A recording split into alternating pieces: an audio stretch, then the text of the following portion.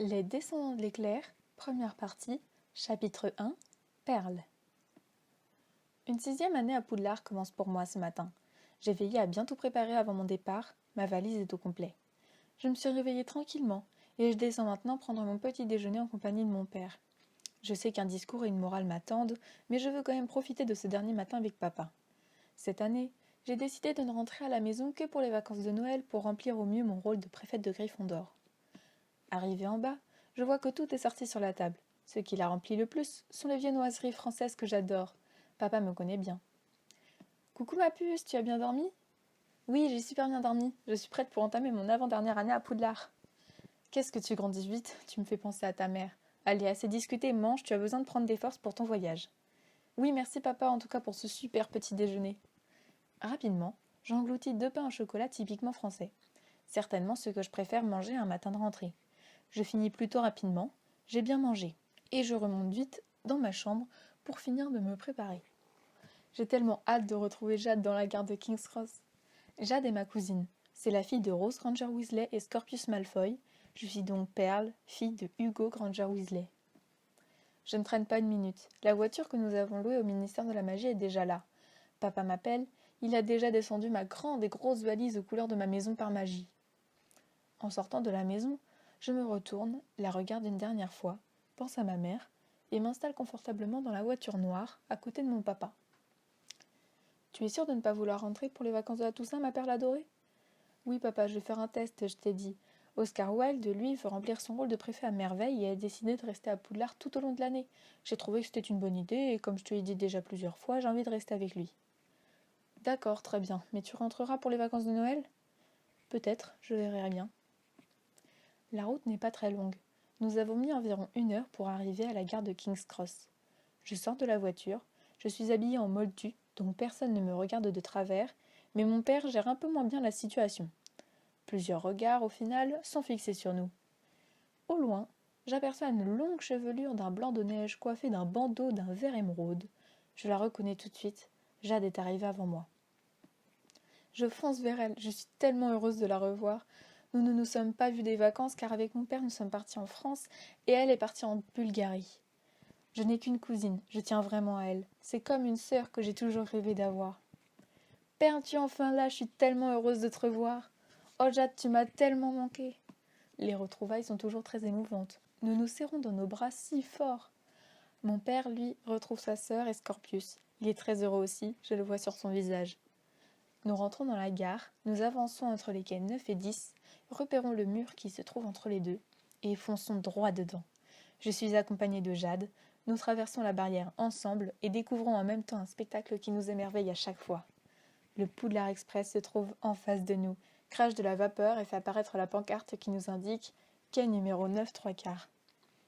Une rentrée à Poudlard est toujours aussi magique, même si ça fait 6 ans pour moi et 4 ans pour Jade que nous connaissons cette entrée spectaculaire. Nous ne pouvons nous empêcher d'être émerveillés. Nous apercevons des camarades, des connaissances.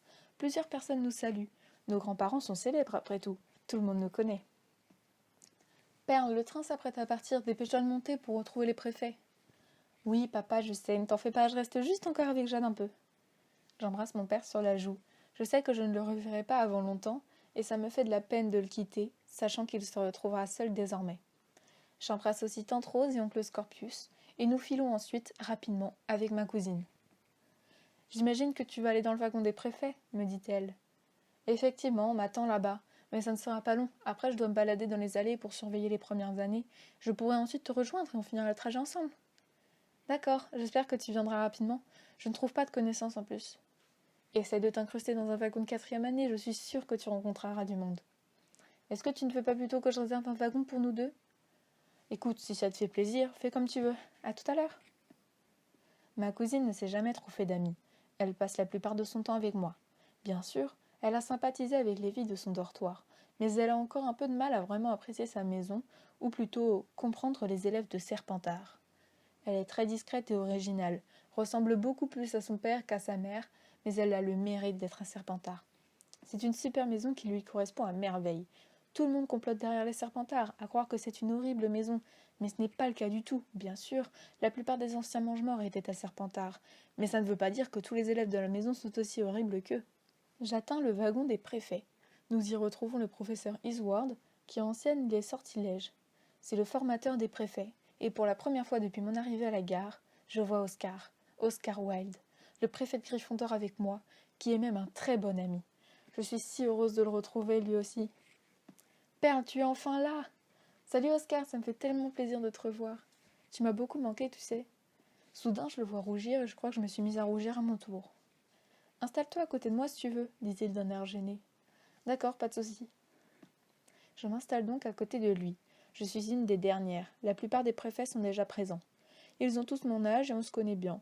Ce ne sont que des visages que je connais, avec qui j'ai sympathisé, et ça me fait toujours plaisir de les revoir. Parmi eux se trouve Lola Scarpette, la préfète de Serre-d'Aigle que je connais très bien et que je considère comme une de mes meilleures amies.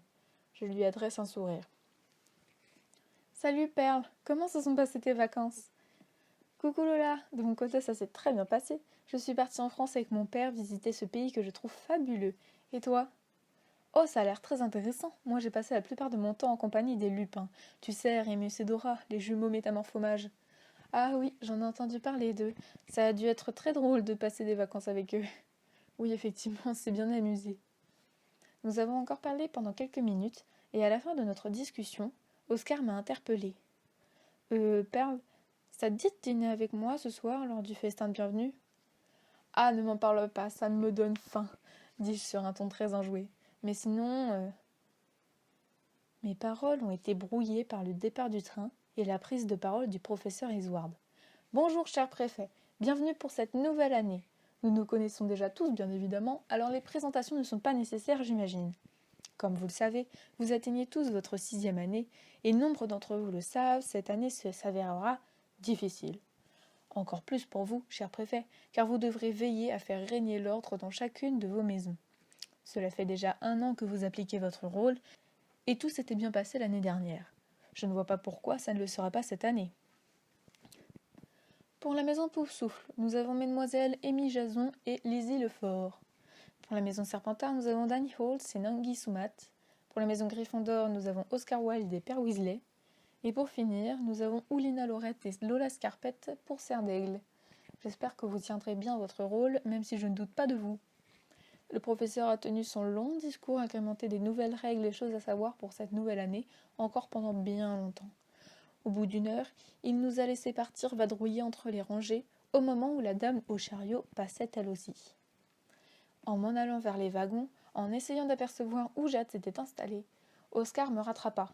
« Perle, attends-moi, tu cherches quelqu'un, on dirait. »« Oui, je cherche Jade, mais ce n'est pas très important, je l'apercevrai bien d'un moment à l'autre. »« Je peux t'aider si tu veux. »« Non, merci de ton aide, Oscar, mais je peux très bien me débrouiller seule. »« D'accord, très bien. »« Mais tu peux rester avec moi, hein, on n'a qu'à faire le trajet ensemble. »« Ça me ferait très plaisir. » Du coin de l'œil, je le vois rougir encore une fois. « Tu ne dois pas rejoindre tes amis ? » ?»« Non, ce n'est pas nécessaire, on se verra toute l'année. Je peux bien passer un moment. » »« C'est vrai. » Pendant que nous discutions, nous avancions dans les allées du train. Soudain, j'aperçois une chevelure aussi blanche que de la neige, coiffée d'un ruban vert émeraude. « C'est bon, j'aperçois Jade. Regarde, elle est dans le dernier wagon avec une fille. Je pense que c'est une première année, je ne l'ai jamais vue avant. »« Oui, effectivement, tu es là, dis donc. » »« Je vais la rejoindre, c'est l'occasion pour toi de retrouver tes amis si tu veux. »« Non, t'inquiète pas pour eux, je viens avec toi si tu me l'autorises. »« Bien sûr que tu as le droit de venir avec moi, mais tu ne veux vraiment pas rejoindre d'autres personnes ? Tu dois en avoir marre de rester avec moi. »« Pourquoi j'en aurais marre de rester avec toi ? Bien au contraire. » Après négociation, je me dirige en compagnie d'Oscar vers le fond du train. Plus on se rapproche de la cabine où se trouve Jade, plus on remarque la jeune fille qui est à ses côtés. J'ai l'impression qu'elle a pleuré. Elle a les joues rouges et les yeux légèrement gonflés. « Je suis là, Jade. »« Enfin, je t'attendais depuis pas mal de temps. Bonjour, Oscar. »« Salut, Jade, lui répondit-il. »« Perle, je te présente Lune. C'est une première année. Elle est un peu stressée. » La jeune fille était donc bien une première année. Elle se nomme Lune et elle est d'une beauté époustouflante. « Bonjour, je m'appelle Lune Dragonneau.